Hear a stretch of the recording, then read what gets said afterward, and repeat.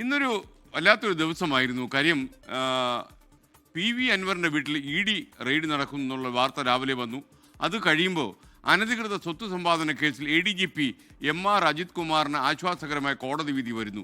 MR Ajith കുമാറിനെ ഏറ്റവും കൂടുതൽ വിമർശിക്കുകയും പ്രതിക്കൂട്ടിൽ നിർത്തുകയും ഒക്കെ ചെയ്ത ആളാണ് PV അൻവർ. അദ്ദേഹത്തിൻ്റെ വീട്ടിൽ ED റെയ്ഡ് ചെയ്യുമ്പോൾ MR അജിത് കുമാറിന് ആശ്വാസകരമായി വിധി വരുന്നു.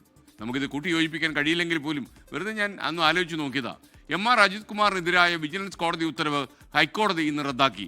മാത്രമല്ല, മുഖ്യമന്ത്രിക്കെതിരായ വിജിലൻസ് കോടതി പരാമർശവും ഹൈക്കോടതി നീക്കിയിട്ടുണ്ട്. കൂടുതൽ വിവരങ്ങൾ ഇതാണ്. വിജിലൻസിന്റെ റിപ്പോർട്ട് കൃത്യമായി പരിശോധിക്കാതെയാണ് കോടതിയുടെ നടപടിയെന്നായിരുന്നു ADGP MR അജിത് കുമാറിന്റെ വാദം. നടപടിക്രമങ്ങൾ പാലിക്കാതെയുള്ള വിജിലൻസ് കോടതിയുടെ ഉത്തരവ് ഹൈക്കോടതി തള്ളി.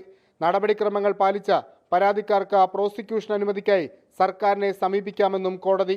ചട്ടങ്ങൾ പ്രകാരം അന്വേഷണത്തിന് പ്രോസിക്യൂഷൻ അനുമതി തേടാത്തതിൽ വിജിലൻസ് കോടതിക്ക് വീഴ്ച സംഭവിച്ചെന്ന് നേരത്തെ ഹൈക്കോടതി വ്യക്തമാക്കിയിരുന്നു.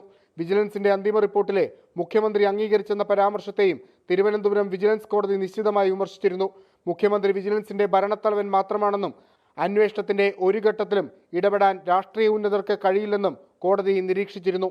ഈ പരാമർശവും ഹൈക്കോടതി നീക്കി. പരാമർശം അനുചിതമെന്നായിരുന്നു നിരീക്ഷണം.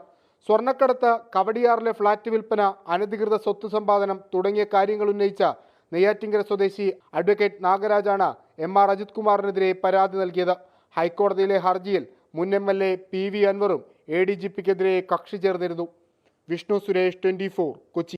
ലോകത്തെവിടെയായാലും ഏത് സമയത്തും 24 വാർത്തകളും ഓഗ്മെന്റഡ് റിയാലിറ്റി പാക്കേജുകളും എക്സ്പ്ലെയിനറുകളും വിശദമായി കാണാൻ ഞങ്ങളുടെ YouTube ചാനൽ നിങ്ങൾക്ക് സബ്സ്ക്രൈബ് ചെയ്യാം.